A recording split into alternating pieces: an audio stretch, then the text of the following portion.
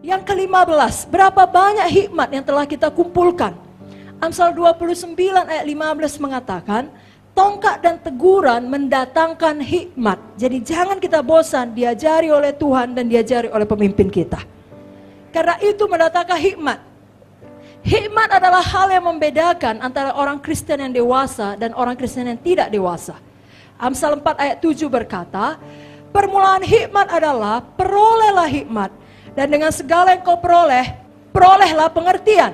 Jadi di sini kita dinasehati untuk memperoleh hikmat, mengumpulkan hikmat.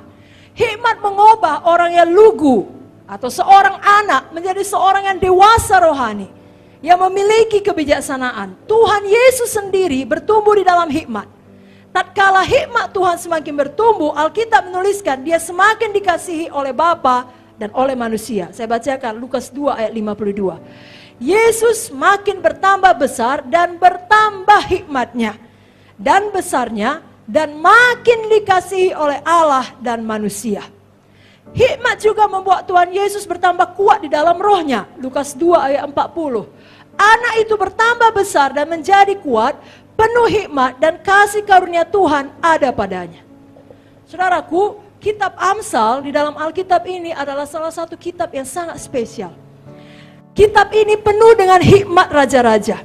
Karena Amsal ini ditulis oleh seorang raja kepada anaknya yang dipersiapkan menjadi raja pula.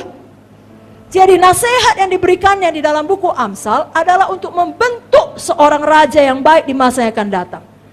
Dan sekarang kita harus mengerti, semua kita dipanggil Tuhan menjadi seorang raja. 1 Petrus 2 ayat 9 berkata, kamulah bangsa yang terpilih, imamat rajani, bangsa yang kudus, umat kepunyaan Allah. Oke. Jadi imamat yang rajani.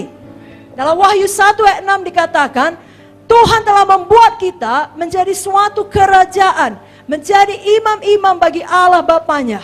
Wahyu 3 ayat 21 mengatakan, barang siapa menang, ia akan kududukkan bersama-sama dengan aku di atas tahtaku, sebagaimana aku pun telah menang dan duduk bersama-sama dengan Bapakku di atas tahtanya. Saudaraku, ini diperlukan, hikmat diperlukan kalau kita mau duduk bersama Yesus memerintah di atas tahtanya. Beberapa tahun yang lalu, ini suatu kesaksian, ada pendeta yang meninggalkan pekerjaan yang baik. Ya, kalau kita di Indonesia mungkin katakanlah bisnismen yang berhasil atau PNS yang sudah tinggi tingkatannya untuk menyambut panggilan Tuhan dan menjadi hamba Tuhan full timer. Tapi di satu waktu setelah sekian lama melayani, dia patah semangat dan dia mengeluh kepada Tuhan. Tuhan, kenapalah kau suruh aku meninggalkan pekerjaanku yang baik, sedangkan aku hanya punya jemaat sangat sedikit. Saudara tahu berapa jemaatnya setelah sekian lama melayani? Cuma 20. Tapi kemudian Tuhan bicara kepadanya, engkau sedang menyiapkan 20 raja untuk memerintah bersama aku di sepanjang kekekalan. Jadi Tuhan memberikan kepada dia pengertian. Pengertian itu mengubahkan cara berpikirnya, membangkitkan semangatnya. Walaupun hanya 20, tapi bukan 20 orang biasa, melainkan 20 raja yang akan memerintah bersama-sama dengan Tuhan. Jadi kita perlu sekali memiliki hikmat pengertian. Itu langsung mengubah cara berpikir kita.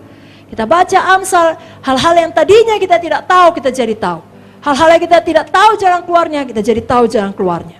Amsal 3 ayat 13 sampai 16 saya bacakan. 13 sampai 26, Amsal 3. Berbahagialah orang yang mendapat hikmat, orang yang peroleh kepandaian, karena keuntungannya melebihi keuntungan perak, hasilnya melebihi emas. Ia lebih berharga daripada permata, apapun yang kau inginkan tidak dapat menyamainya.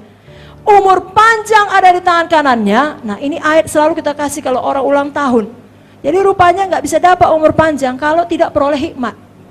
Dapat hikmat, baru umur panjang ada di tangan kanannya, di tangan kirinya kekayaan dan kehormatan.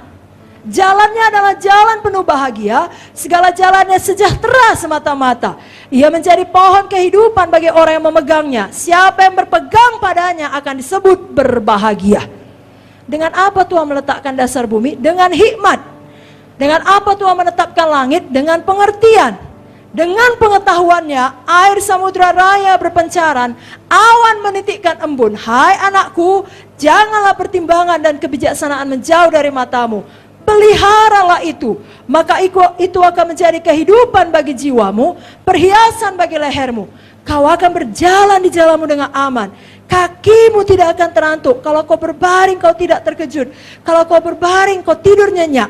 Jangan takut kepada kekejutan yang tiba-tiba, atau kepada kebinasaan orang fasik bila itu datang. Tuhanlah yang menjadi sandaranmu, menghindarkan kakimu dari jerat. Saudara, kalau kita buka kembali buku 2 Tawarikh, pasal 1 ayat 7-13, kita akan melihat pada waktu Salomo mempersembahkan persembahan, Tuhan menampakkan diri kepadanya dan bertanya, apa yang kau inginkan? Aku pasti kabulkan. Salomo meminta hikmat dan pengertian.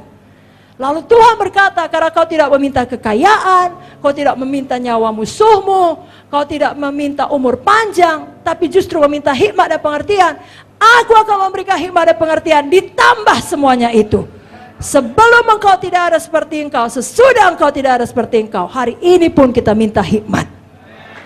Yakobus 1 ayat 5 berkata, jikalau ada yang kekurangan hikmat, hendaklah ia memintanya kepada Tuhan. Biar kita merindukan hikmat sehingga kita meminta hikmat. Mari kita angkat tangan kita deklarasikan. Saya minta hikmat dari Tuhan.